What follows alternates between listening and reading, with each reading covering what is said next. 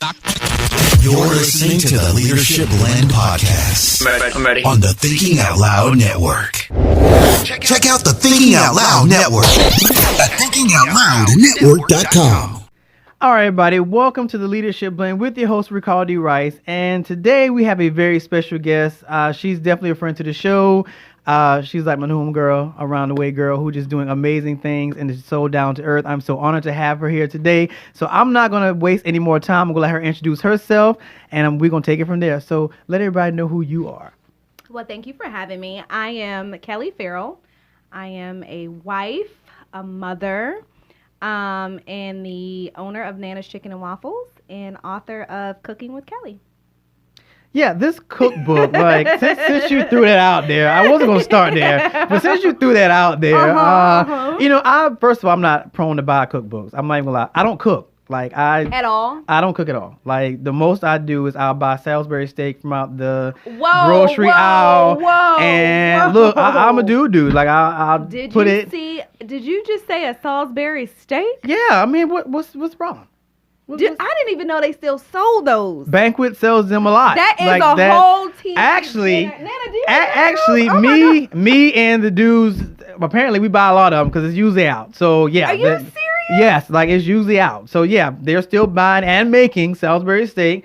And I haven't had that since I was probably 7 or 8 years old. I don't know what you want me to tell you, but yeah, Salisbury steak is my thing. So what I do now, this is how I make myself feel like I really can cook. Okay. So what I do is I used to put it in the oven and then take it from out the oven and put it in the pot. Okay. But now I realize that takes too long because I'm using hungry. So I put it in the microwave, and then when it gets, and I don't like your facial expressions. So I put it in the microwave, and then when it's done, I take it and put it in a pot and let it finish cooking, and I feel like I've done something.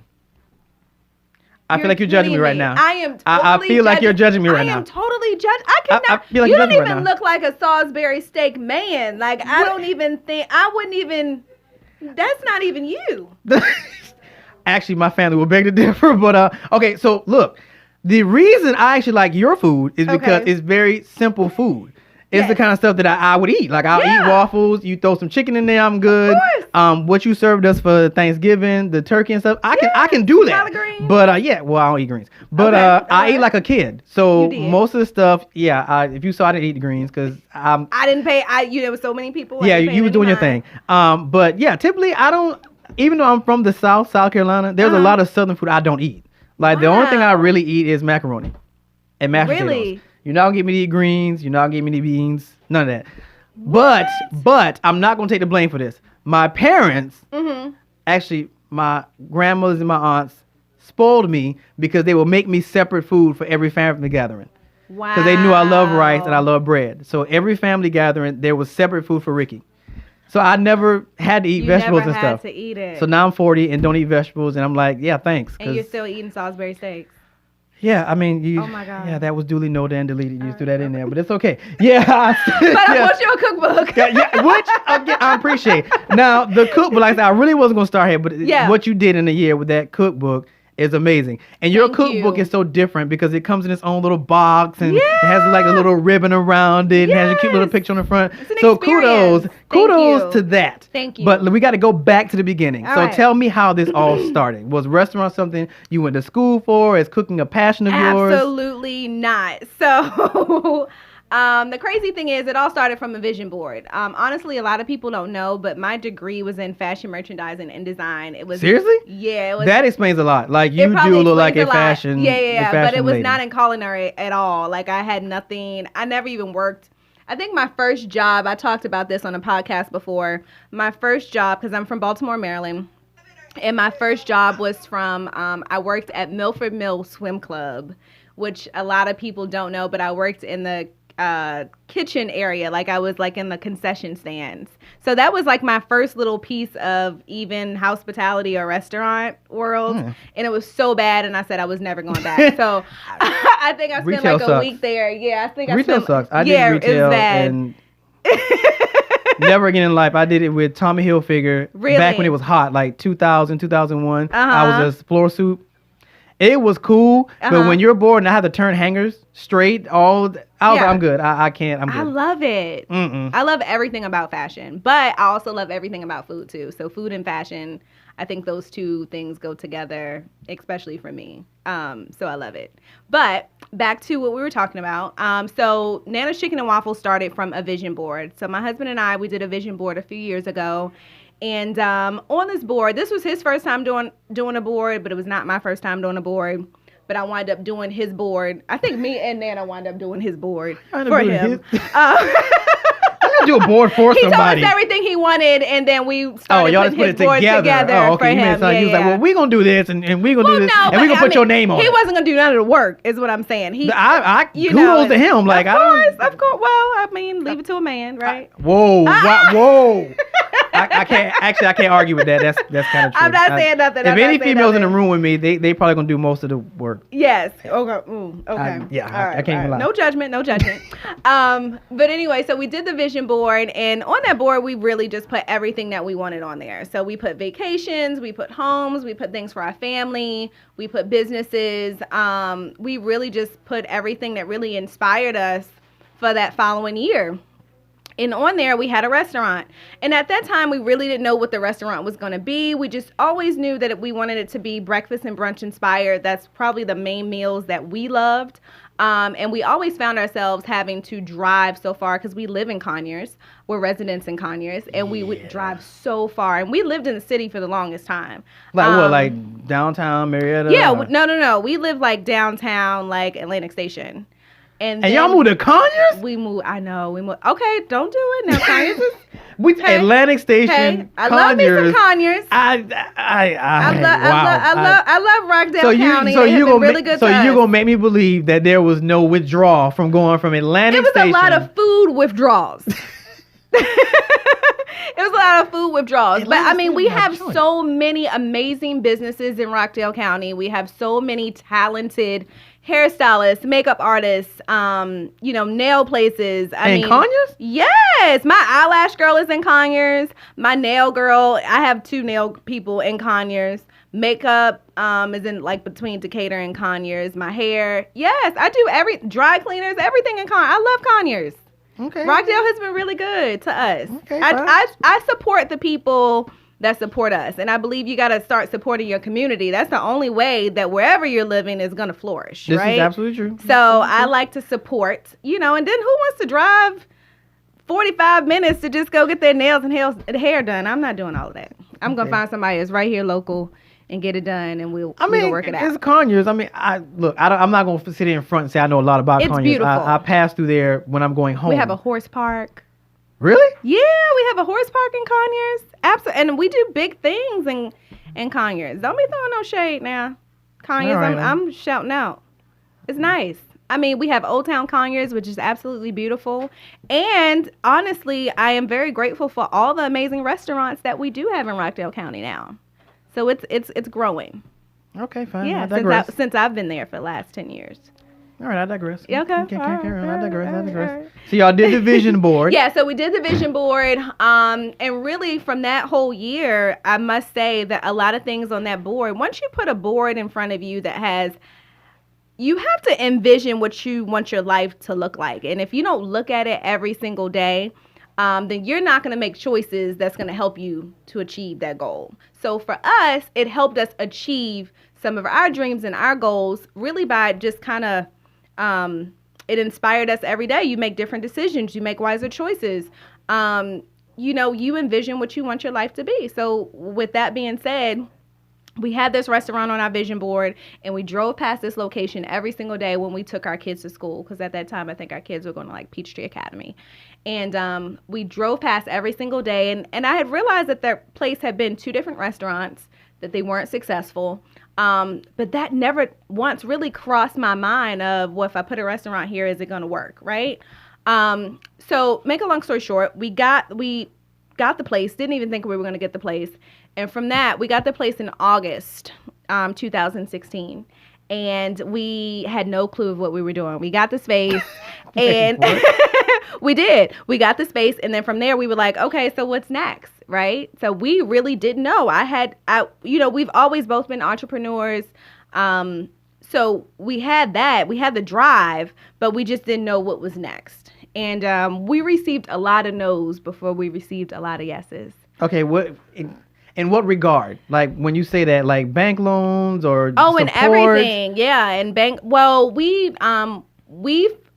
financed the first restaurant. We financed it ourselves. Nice. The first restaurant, yeah. But okay, you say nice now. I mean, yeah, then it probably wasn't. But I mean, now I'm just like, but nice. It wasn't nice then, right? A lot of people don't know the trials and tribulations that goes into funding something when you have 5 children. I think we have 5. Yeah, we had the twins at the time, so we had 5 children, and really no idea of what was to come next. But it was called Faith Over Fear. And we said we were going to step out on faith and we were going to see if this thing worked. So what is your husband's background? Like, what does he do? My husband's background is in music. Yeah, so he had like a music artist, and we had the luxury car lot at the time. Well, before then. So he's always been an entrepreneur. Because I'm trying to, how do we get to a restaurant? That's what I'm like, how do we get to, like, I would own a restaurant. I told you it was the vision board. But I worked in restaurants. So at this point, oh yeah, half my life. We've never worked in a restaurant. Now, seriously? Okay, no, never at all. But okay, so my husband, he did a little bit, probably as a child, because his father owned a restaurant when he was a kid back in Louisiana. Yeah, so he kind of had an idea, but he ain't really no. Yeah, see, I spent half my life in restaurants, so I really? Oh yeah, no serving. Well, front end, I don't cook. Like I don't cook. Yeah. So serving, hosting. Stuff like front end, everything. Front end. Yeah, I've done all the front end stuff in the restaurant.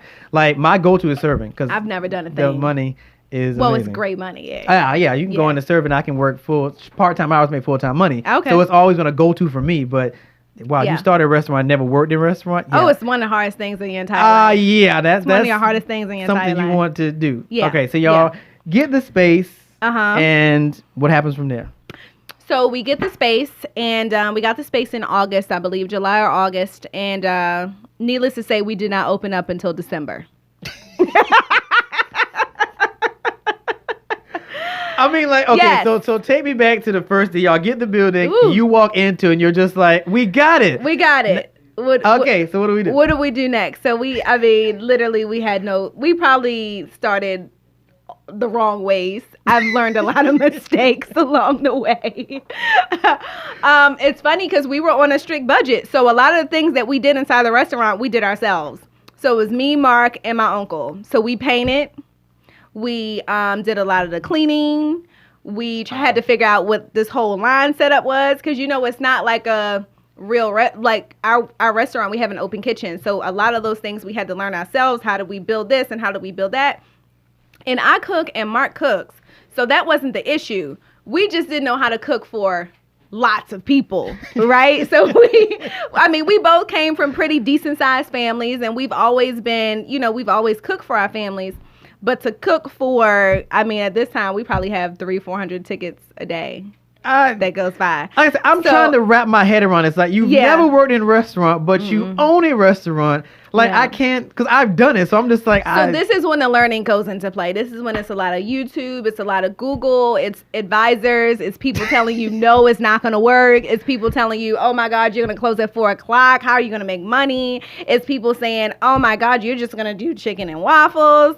Oh my God, you have these types of waffles. It's a lot of like discouraging times during that time. So how did you turn off the white noise to definitively decide this is what we're going to do? Like, how did y'all come to that? How did y'all have that come to Jesus moment after you've done the Googling, after you listen to individuals to say, that's cute, this is what we're doing? How did y'all come to that point? Him. Okay. Amen. Up here. He. What, was it in a vision or it just kind of stayed on you? No, honestly, let me just tell you something. You're going to get a lot of no's in life. But when God plants something inside of you, there is nothing that no one else can tell you. Sometimes he gives it to you just so you can see, right? Because we probably look crazy. I know we look crazy. We probably look crazy to friends, family, people in the community. But I just think back, if I would have listened to them, where would I be now? That is absolutely true. So we have always been a spiritual couple. I came from a very praying grandmother. I came from a very spiritual mother. And we knew that was our purpose. And at that time, we didn't know why.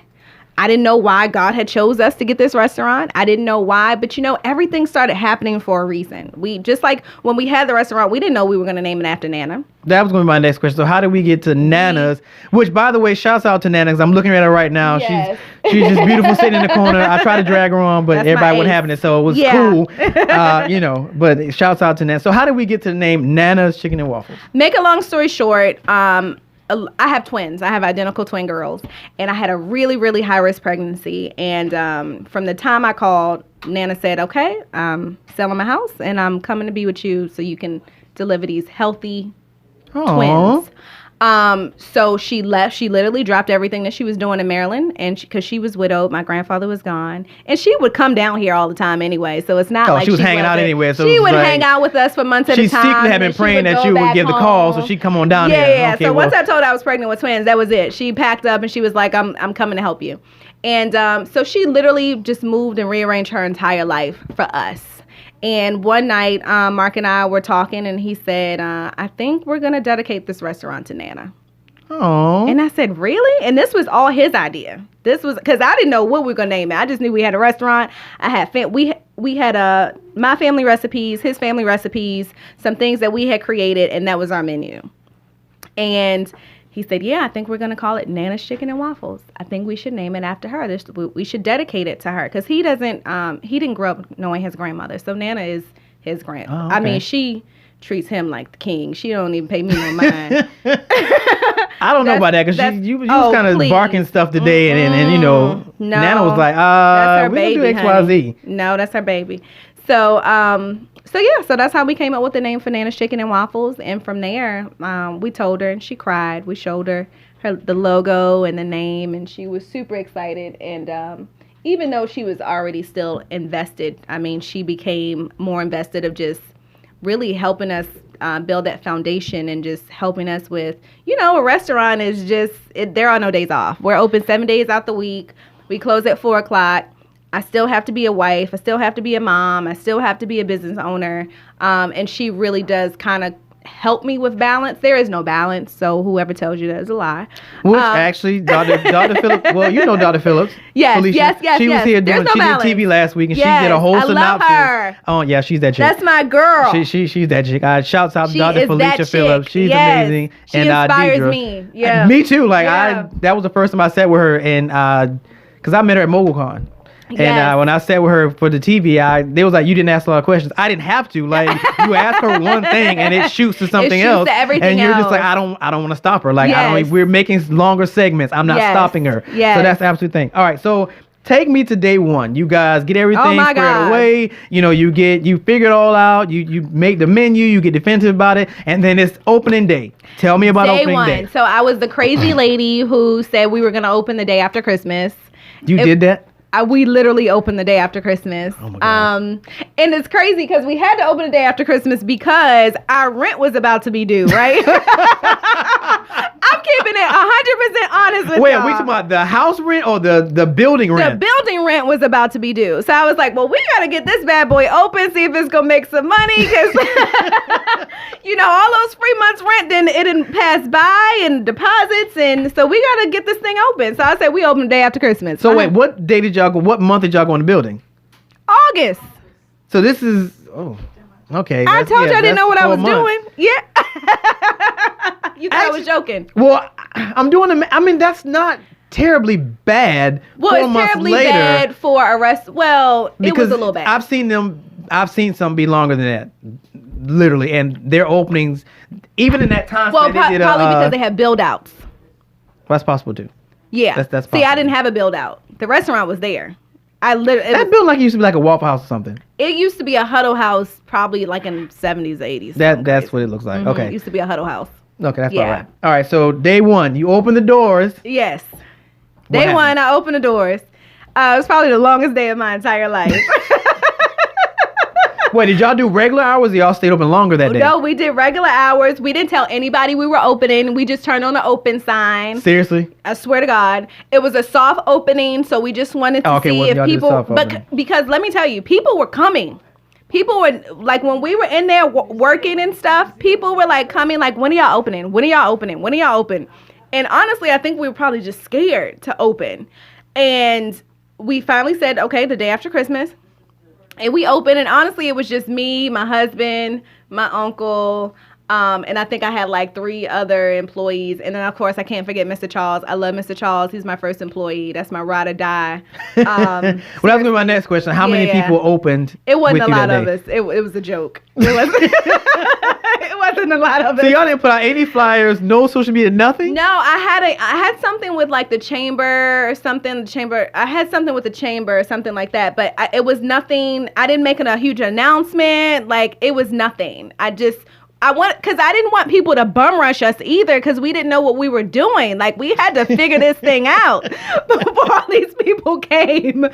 So, wow. We had to, so the first day was probably the hardest day. I think that was the first day I cried.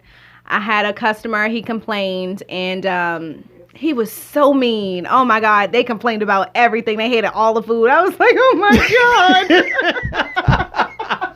What are we doing? But then I had my first customers, and they still come in here to this day, and they loved everything, you know? So this was new to me, to have customers complain and not like something, because I'm like, I take it personal, then it's like I want to fix it, and it's like, well, why don't you like my food? Like, everybody likes my food. What happened, you know? But it was probably the toughest day, and my husband was like, you're going to have to toughen up. Because everybody ain't going to like your food. Everybody's not going to like our business, and it's okay. I was like, okay. I mean, I'm learning that lesson the hard way. Like, yeah. Oh, I have definitely toughened up in the last 3 years. Trust me. It's hard. But it was probably one of the hardest days. But, you know, from the day that we opened the doors on December 26th, it has been an absolute blessing. They never stopped coming in. So what kind of volume did you get on the first day? That was the first week that we ran out of food. Seriously? Yeah. First week we ran out of food. Wow. We didn't order enough. I mean, we were trying to get used to it. Yeah, too. but we didn't know we had to get all the chicken and you know, and everything is from scratch. Everything's from scratch. So like our skillet potatoes, we had to dice all of that up, and you know, bell peppers and onions. Then we brine our chicken. It's a process, and then all the different waffle mixes that we were making. I mean, and the fryer wasn't even like a real fryer. Like, we had like a commercial. Y'all, it's the funniest thing. We had like a commercial. Mark, remember we had to change the oil on the fryer like every 3 hours or something like that, because we used to burn out of the oil on the table. It was bad. I mean, but the mere fact y'all figured this stuff out, like, I'm still amazed from that. Like, people don't know the journey; they just see the success. They don't know the fruits of the labor that went into it. Look, you got okay. So getting into the menu, because that's yes, your menu sounds simplistic, but like you said, everything's made from scratch. Yes. So how did y'all decide to do that? Like, you know, the type of flour you use. We just figured it. I mean, all of those things were childhood recipes. So it wasn't like, you know, we didn't know how to cook the things. We knew how to cook them because it was all recipes from Mark's side of the family or my side of the family. So just learning how to cook volume. That we created together. It was more of learning how to cook volume and making sure that it came out the way it was supposed to in presentation, and you know, just making sure that you're doing things as you're supposed to, especially with health codes and violations and things like that. So I did, you know, I took some classes. I learned a lot of things on YouTube, Google, Pinterest. A new school, you know, like Google University. I mean, Google University charges to the game. Don't knock Google University. Look, I'm learning. A lot of people have learned a lot of things. I learned a lot. From, apparently, I need to go learn how to work a camera from Google. Cause a lot of people didn't want to teach me. Really? No, a lot of people didn't want to help us. Absolutely not. So I had to teach myself. I had a advisor. We was paying an advisor, and he told me it wasn't. He's like, you would have to make this amount of money in order for you to succeed, and I just don't see that happening with you closing at 4:00 and you just having this short menu. You need to put more things on here, and I'm like, no, not doing that. But I think that was the drive that I needed to fuel me to succeed. At that time, it was just like, why is he just so negative and bad-mouthing all of these ideas and what we're doing? And now when I look at it, I think that was just God's way of saying, like, you don't need validation. No, I got to put this fire up underneath you to let you know that you got to, well, first of all, it's going to work. And second of all, you're going to prove him wrong. But you just got to trust me. Wow. Okay, so you get through the first day. So let's go into the second week. At this point, you're finding your groove. I'm finding it. You're finding your groove. So I'm what was your some more next? Employees. I was about to say. So what was the next move? You got out your first week. In the second week, what was your thought process? It was like, okay, we got through the first week. Mm-hmm. Where do we go from here? So what was your thought process? Just keep grinding. Just keep going. Can't stop. It's not gonna happen overnight. Right? You got to keep... even though we wish it would. Even though I wish it would happen overnight, nice. but I don't wish it would have happened overnight. Every trial and tribulation and everything that has happened to me has only made me a better person for where I'm going. That has really helped me to be smart, to make wiser decisions, to watch the people around me, to helping others. I mean, building community. Like, it's just, I needed all of that, right? All of that rolled up has made me a better woman. It's made me a better business owner. It's made me a better wife, a better mother, a better leader. What is the most important thing? So, as frustrating as it may seem, I needed that. I needed all of that to happen. All the complaining and all the, back up against the wall, trying to figure out where this is going to come from. Trying to figure out where that's going to come from. I needed all of those lessons to make me a better person. That's what it's all about. Because if it's handed to you, you're not going to appreciate it. I appreciate every single person that walks through my doors. I never take it for granted. Because I know, for me, that shows that my hard work is paying off. Right? Because some people see it. They say the fruits of the, they see all these things or material things or whatever the case may be. But you don't know what it took me to get to those things. You don't know the behind the scenes of how that happens. Right? That's some crazy stuff. Because we've talked, but I've never gotten a story. So I'm like, the thought of you owning, because I know what it takes to run a restaurant, having worked in and managed them. So I'm like, the thought of it going in almost blind. It's like, no, I worked. It was me, my husband, and my uncle. It was just us and Mr. Charles. Can't leave out Mr. Charles. That was us on that line. For how long? For a very long time. I think the first year I worked, I had no days off, probably one day off. The first year I worked every single day. Where Nana was like, you have got to take a break. Your kids need to know who you are. That was going to be my next question. So I think they coined the phrase womanpreneur. I think they've coined that phrase. Mm-hmm. As a womanpreneur, so you're at the restaurant, 6 to 4, 6 to 5 every day? Yeah. What does it look like after you leave? If I will say 5, what does it look like after? What was it looking like after you left at 5 o'clock? Because you have kids at home. So how did that work? Tired. But so we imagine you have 5 kids. I have 4 kids at home. One is in college, and it was a lot of work. You have to turn it off. You got to turn it off, which is very hard, right? Because when you go home, you think of 20,000 more things that need to be done. You got to do this. You didn't send this email. You got to send out the schedule. You got to make sure you're doing payroll. You got to make sure you're doing this. So it was really hard, and that's why when I say like balance, people don't really have balance. They're lying to you. Let me be honest, right? Because there is no balance. But one thing that I can say that I've learned is about this whole balance situation between business and family and spouses is something is going to have more than the other. Mm. But the thing that has more is really going to benefit the other, right? So for me, work, that was my main priority. Why? Because I have 5 children that I have to feed. And then I have 25 employees that I have to make sure that I'm paying payroll. And I have a husband that I need to, so there is no balance. I think you just have to figure out what works best for you. And I think everybody's different. For me, my kids understand. And even now, like my 12-year-old's working in a restaurant. She's going to work. Facts. You want hot chocolate money? Come bust these tables. But it's not about, it's about her seeing that her mother works hard for everything that she has. And it's going to make her appreciate more of what they do have and what they don't have. And they see, another thing is they see a hardworking woman. They know what it's like to look all dolled up and pretty. And they also know what it's like to be with non-slips on and a baseball cap. Which actually, okay, so...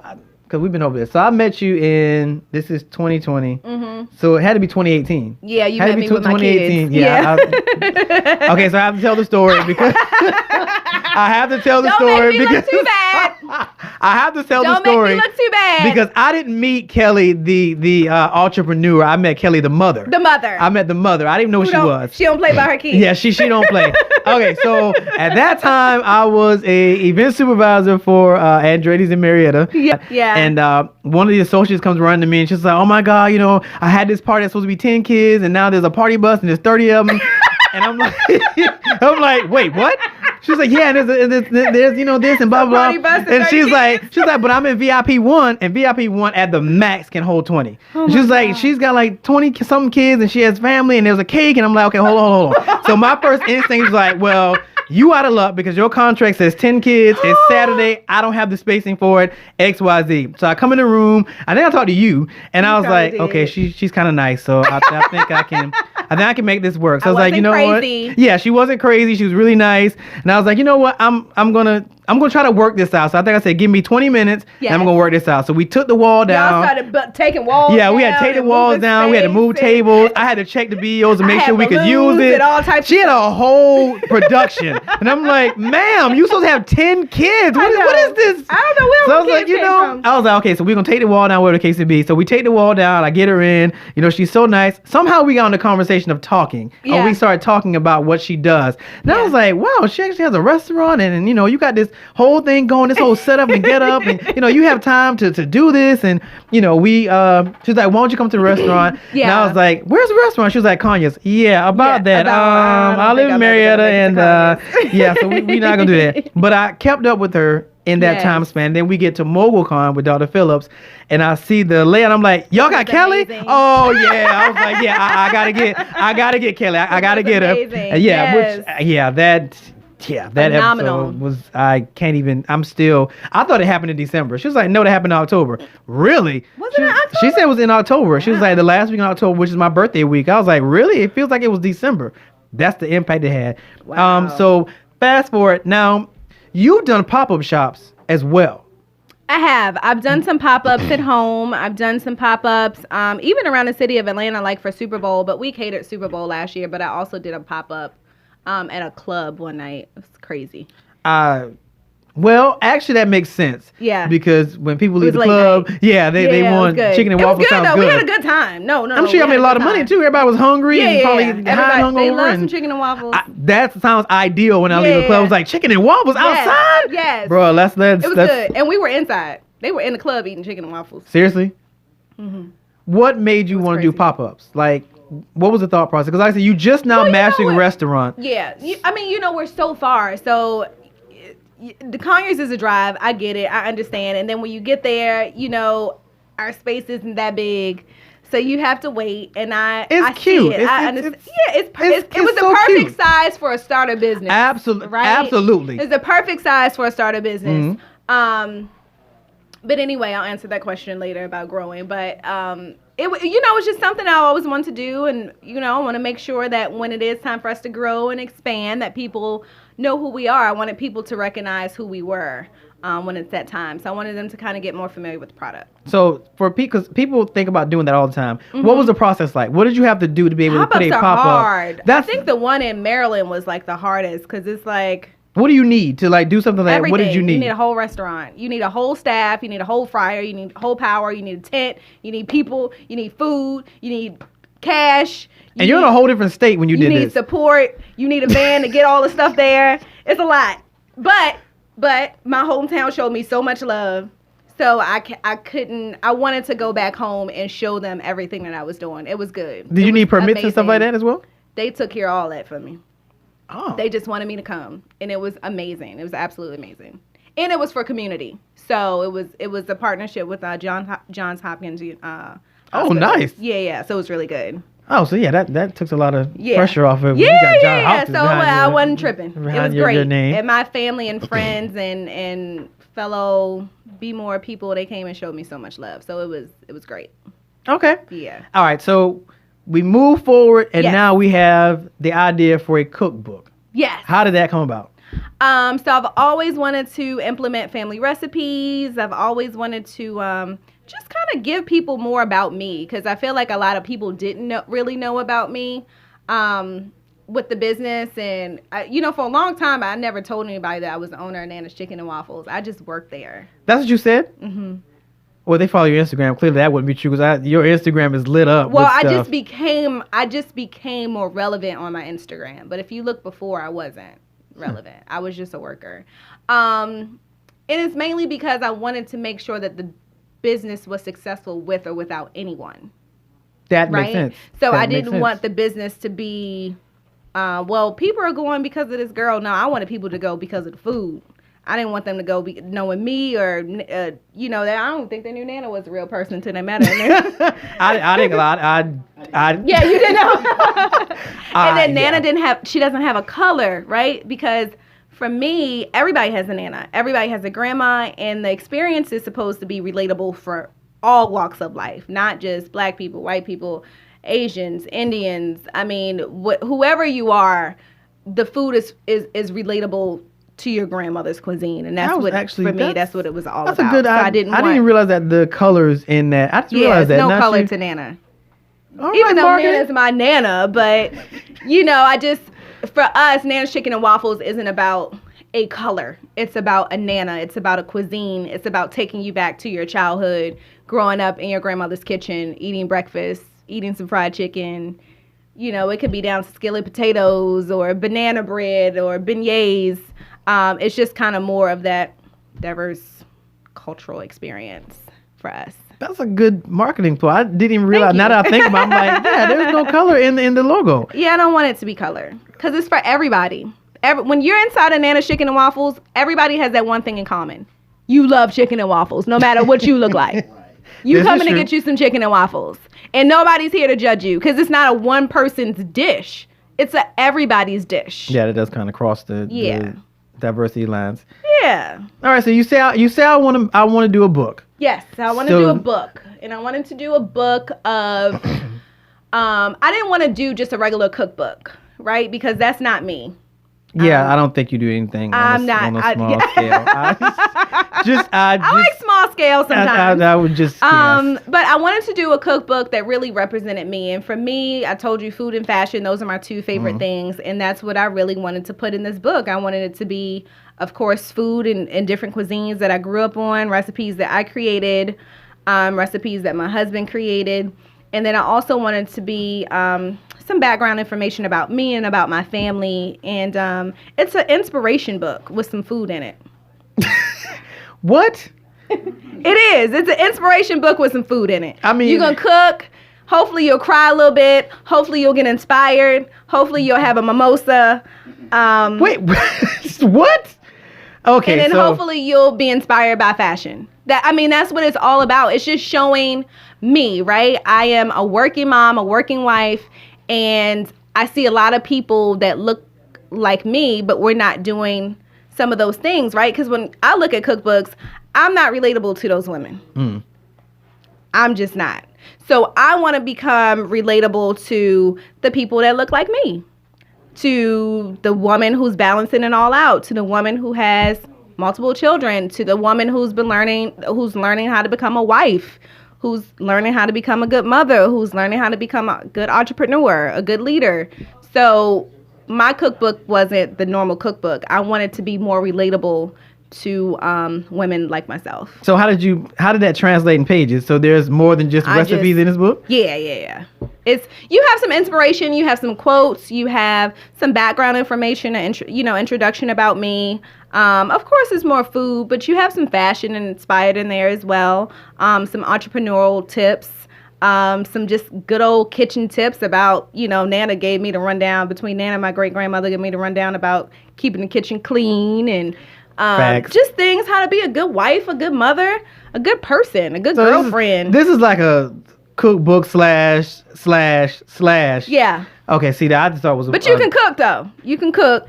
I'm clearly there's some recipes in there somewhere, but I think it's at least 15 recipes that I have in there. So it's good. And they're pantry ready recipes. I tried to make the cookbook not so hard because I hate a cookbook where I got to go to the market. I got to find all these different ingredients. And then it's like, well, they don't carry this at Publix, so I'm going to have to go to the farmer's market and find this. I wanted to make some really fun, beautiful dishes Southern dishes, probably with a little twist on it that you can cook for your family, cook for your girlfriends, cook for Friendsgiving. Which was cute, by the way. That was really really cute. Thank you. I was actually honored that even though I'm not a food blogger, I was like everybody was sitting, but I was like food bloggers. Fine. I know. I love my foodies. Yeah. I was like, what do you do? Well, I have a TV and a radio show, so I'm gonna take pictures. I'm gonna take pictures. And I'm gonna talk to my followers. Exactly. I was like, we gonna make it happen. I always do those food blogging events. They're really good. It's great for business and it's good. You know, food bloggers really help restaurants a whole lot. Yeah, and because I think sometimes we we don't show them as much love and appreciation as we should. So I like to just kind of give them a little night on us where we just come and have a good time. Yeah, they have like buku amounts of followers. I followed them. Yeah. I'm like, y'all have like buku amounts of followers. And let me tell you something. People really follow them. Well, I mean, those pictures are kind of nice. Like, yeah. People actually like the picture I took because I took a before and after. Yeah. And everybody that knows me know I'm picky. Yeah. It was like, wait, you ate all the food? You ate all the food. I was like, yeah. And actually, I wanted and got seconds. You had to put me on blast like that. I ain't say that. But yeah, they didn't have enough waffles to give me seconds. Okay. But I got the meat though. But it's cool. I got the meat though. But I didn't get any waffles. But yeah, you did that. It was. Look, my mama said my cookbook has 20 recipes. Thank you, Mom. How many pages is it? I don't know. How do you not know? You know what? I don't remember. I'll have to get it out the thing. I don't know. Oh, good grief. It's good, though. I mean, for my first book, I'm very proud of myself. I was the first person in my family that ever wrote a cookbook. So I felt like there's just one of those things where I was able to, do something we've never done before. So I made everybody proud. So I think it was good. Okay, so you're doing your thing. You got your book going. You got the restaurant going. Yes. How do you get a call from TV? Where does that come from? Like, how did that happen? It just became a call. It just became a call, and I answered. So what? You were at the restaurant, and the call comes through, and they're just like, yeah. What did they say? Like, what did they say? Like, we're interested in casting you for a TV show. And I was like, I've been asked to do a TV show before, and it was a no for me. Like a reality show, or like a reality show. And based in Atlanta? Mm-hmm. I figured this much. They will find a good reason. Yeah. So what made you want to do this one? It was about food. Okay. I love to promote food. I've never been a drama person. Like, I don't want to do any of that. I want to show that we can be successful and inspire another woman to, get a business or open a restaurant and look good at the same time. That's my goal. You managed to do that quite well, actually. I just want to have fun. I want to do food and fashion. That's what life is all about, my beautiful family. But, I have 5 girls. I would never want to put them on a spotlight of anything. I just want to promote what I love to do, and that's to cook. So I was super excited. It was a competition show. I love a good old friendly competition. Which it wasn't a lot of y'all. It was what, 5 of y'all? Well, that was the second show I did. Oh, okay. What was the third show I did. Wait, what was the first 2? So the first show I did was Guys Grocery Games. What's that about? Where they give groceries? Fiardi. Oh, okay. I'm about to say, that sounds familiar. Yeah. All right, what was the premise of that? It was like a competition thing too? So it was a Southern food showdown. It was really good. So it was, is it 3 contestants or 4? 4 contestants. So it was really good. I had a blast. Where'd you play? So I went out to California. I went out, my goal was not to go out the first round, and I didn't. I went out the second round. Okay. No, so it's 4 of us? Yeah, it's 4 of us because the 2 guys, they competed against each other. It was good. I had a blast. So I think I got off because they told me that my grits weren't seasoned enough. I didn't have any salt in my grits. You didn't put salt in the grits? I definitely put salt in my grits. And anybody that knows me knows that I put salt in my grits. Okay. Yeah. So the second show. But we had a blast. I had a good time. It was all fun and games. And that was their first time tasting fried lobster tail. So. Okay, score. I did what I needed to do. Score. Yes. Okay. So the second time it was a show. I think it wound up being canceled, so I can't talk about that show. Okay. And then the third show was the Ultimate Thanksgiving Challenge, where that was 6 or 5 of America's top chefs in the world, which I was like, what? Which you did your thing on that. Like y'all had. Let me tell you something. I had the best time of my life. Those chefs were so talented. They were so all amazing. And just to be in the same room as them, I felt honored. Seriously. Because they were really everybody was like really, really good. Because I've heard you say you don't consider yourself like a chef. I don't consider myself like a real chef, right? Because a lot of these people that I go up against, they are like classically trained chefs and they went to school. And I'm like, I just learned in my grandmother's kitchen. Like, I don't know what to tell y'all. I'm a completely different girl, but I love it. But it make, for me, it just kind of gave me that drive. And I had a good time. I had a blast. I mean, it looks like y'all got along swimmingly. And we did. We had so much fun. I mean, shout out to Christian. He won. He's so amazing. Wait, which one is that one? He has the blue hair. He has a restaurant in Ohio. Yeah. Oh, the black guy won a score. Okay. Yeah, he's so good. And we were actually partners for one of the rounds. So I think I saw that one. Yeah. I cooked the Cornish game hen. And it was good, though. I had an amazing time. I love Food Network. They have been so great to me, and hopefully I'll be back on there soon. So the city did something for you. Yes! What did the city do? Oh my God. So the city of, well, I guess it's called, would it be Rockdale? Gave us a proclamation. So December 3rd, 2019, we received our official Nana's Chicken and Waffles Day.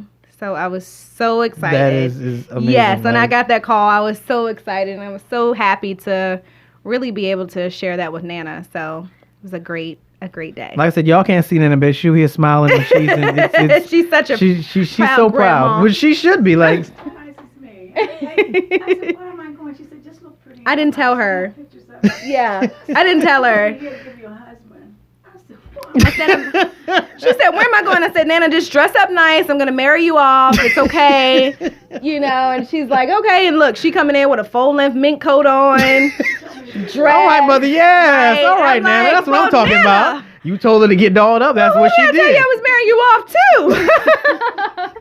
But she was so happy. Yeah. So we were so honored to receive that proclamation. It goes to show that hard work and sacrifice really does pay off. So that was an amazing time to, because usually sometimes you get those things when somebody's gone, So for me, I was very excited to have her here and she can receive her own day.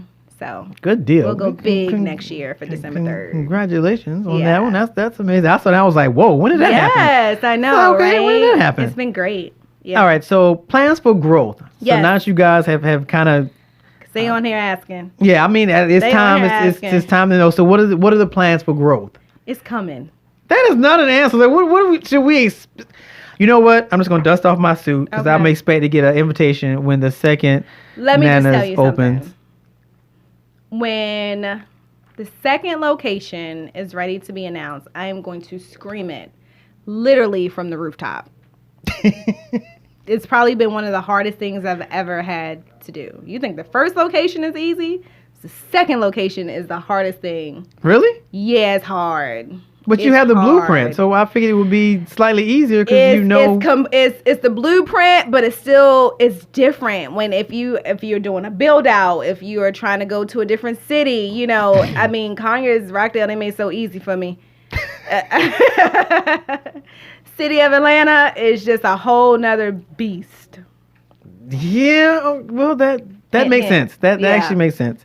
All right, so to the other... I gave you one hint. I know, I caught that too. I don't know if everybody else caught that, but I caught that hint. So my wheels are turned. I have an idea. This is all good. Yes. All right, so... You on the list. You on the list. Look, okay. You on the list. You're going to make a promise right now because everybody's listening. Yes. When this happens, you come in here to announce it. You can go other places, but you got to come here too on that press run. I will. You got to come here to make the announcement. I'm so excited. I'm excited for you, to go I can't wait to make the announcement. Trust me, it's itching. My hand's itching. I can't stop moving. I want to make the announcement, right? Because I feel like everybody, this is like my Nana's family, Like I want to tell all my cousins, I want to call them and tell them, Grandma said, we get another house. So I'm excited. I do. I want to tell everybody, but when the time is right. Absolutely. You should not, go before time. Yes. So what's the advice you want to leave for, because we're down to 7 minutes. So what's the advice you want to leave for, we'll say women in particular, for women who want to get into culinary or restaurant or things of this magnitude, or anything that you've previously done? What would be the advice? Because honestly, culinary, men kind of do what they do. And, although women cook, the thought of them cooking on a stage or owning a restaurant is still kind of taboo. Yeah. So, what would you say to the woman who has this thought? So it's on her vision board for this year. To the women that have inboxed me, to the women that have sent me messages on email, to women that has come up to me in the grocery store. Really? Shout out to my girl. She lives up the street. To those women, my words of advice would be go for it, right? Because you are going to get a lot of no's before you get a lot of yeses. But you have to have faith over fear, and you have to step out and know what's meant for you is meant for you. Nobody can take that away. And really just remain focused, remain humble, and work your tail off. Yeah, restaurant is no joke. It's no joke. At all. The restaurant is no joke. No. But anything worth having is worth fighting for. Biggest obstacle that in hindsight, if you could have forecasted that was going to be the thing that really tripped you up, what would that be? Knowing your business. You have to know every aspect of your business. And I probably say this in every single interview, but you got to know how to be a cook, a server, a dishwasher, a maintenance person, a housekeeper, a customer, a host, a cashier, the lawn man. You tell me you cut grass? You've cut grass. The window washer. You have to know how to be everything in your business. That is the only way that you're going to make it, because guess what? When that person, I was at the restaurant this weekend. I wasn't at the restaurant because I was chilling. I was at the restaurant because I had to be a what? A cashier. I was ringing people out this weekend. Seriously? I had, my manager had the flu. This person had the flu. This person was out. So what you think? The sale can't sink, right? You got to keep it moving. So I had to learn how to work the register. Now I was a little rusty. You didn't know. It took me a long time. They know my employees had to help me. I said, how do you do a refund? I don't remember how to do any of this, right? But you can never be too big to put your pride aside to do anything that's in your business. So I don't have a problem with going to work. I love work. I got to work. I work hard. I mean, when do you normally in a restaurant? All the time? Or you kind of do? More than, I haven't been in a restaurant lately because I've been so focused on other things. Amazing things. But I'm always in and out. They'll tell you. And sometimes I might not be in the front. Sometimes I might just be in the back in the office, checking on paperwork, checking on documents. But I'm never not in there. I'm always there. I'm always easily accessible. I always want to know what's going on. I got 20 cameras. I'm always watching them. Wow. Okay. Yeah. Big brother. Crazy. It's crazy. Okay, but brother. No, I have a great team. I have an amazing team of people who, and it takes a village. It's not just me. I was like, you have a lot of family. I'm just on the forefront. I have a lot of family, and I have a lot of extended family. My team members at my restaurant, they have my back. They make sure that ship is running as smoothly as possible. And I'm forever grateful for them. It's not just me. It's a village. And they do an amazing job, and they make it look really good. So basically you're saying if I decide to come to the restaurant, I need to text you and say, hey, are you in the restaurant today? Yes. Well, that sucks. I was going to surprise you one day and just kind of pop up. But okay, I guess I should not do that. More than likely, I'm up the street. What's up the street? I don't know. I could be at the nail shop or something. But I support everybody in Rockdale. Mm-hmm. That's a good deal. Good deal. Yes. All right. So what is next for Kelly? Not the restaurant. Because Kelly has been doing her own thing. So what is next for Kelly? So what's next for Kelly is, of course, expanding Nana's Chicken and Waffles. I cannot leave that out because everybody's like, when are you expanding? Y'all, I promise you I'm coming. And let me tell you something. When I expand Nana's Chicken and Waffles, I'm going to need all of y'all. I'm talking about your cousins, your aunties, your daddies, your mamas, your grandkids, the dogs, the cats. Y'all better all be there. Look, if you put it closer to us, I would be there. Let me tell you something. I'm talking about y'all better shut that street down when I open this next location, because they give me the business. But I'm not mad at them. I get it and I appreciate it. But they better come with everybody. I'm talking about They better find some people on the street to bring with them. Grab somebody's hand who ain't never been. But anyway, so what's next for Kelly is expansion. I'm working on a YouTube channel. I'm super excited. That's about right. So I'm working on my YouTube channel, Cooking with Kelly, and that will be out the first week in February. Yeah, so I'm super excited. We're gonna have a blast too. So I'll start filming that next week. And then I'm doing a Mommy and Me cookbook with me and my girls. So that should be out this summer. You're such a mother. You're such a mother. And really just, leadership, really just trying to help with community. I'm doing a drive with Tequila Levitt starting this weekend, actually. It started already. But we're doing some things for domestic violence, and in shelters we are packing a bag. Oh. So if you bring in any women merchandise, combs, brushes, all the things that women would need, we are packing bags for them, and you get 10% off your meal. Oh, nice. So I'm super excited to partner up with her. And then I'll be speaking next Saturday for the NARS Association, National African American Restaurant Association. They're having a big thing on Saturday, so I'll be there. I think that's from 6 to 11. And no, not 6 to 11. 11 to 6. Yeah, 11. I think 11 a.m. to 6 p.m. And then just some amazing other things going on, and always check my Instagram. That will always be on there. I like to post and check out the website, and of course some amazing more book tours. Yeah, you've been killing with the book tour thing. I love it. Like, okay, yeah, it's been good. Collecting checks. Yeah, all right, collecting checks. All right, so collecting checks. How do people get in touch with you? The restaurant. How do they give the address to the restaurant, and if they want to reach out to you for whatever reason? So the address to the restaurant is 1040 Flat Shoals Road, Conyers, Georgia, 30013. Our website is www.nanaschickenandwaffles.com. Instagram is Nana's Chicken, the letter N Waffles. And Facebook, Nana's Chicken and Waffles. Twitter, I don't even know the password to that. People actually pay attention to that. I didn't think they did, but they do. Twitter. Yeah, they actually pay attention to it. I don't know how to use Twitter or Snapchat. So if any social media experts out there, can you please hit me up, because I do need a little help with that. And then Cooking with Kelly, cooking with a K with Kelly.com is on the website. You can find the book as well. And the social media handles are all Cooking with a K with Kelly.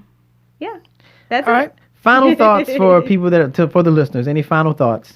No, just my words are always faith over fear. Just always make sure you have that faith over fear, and you can achieve anything.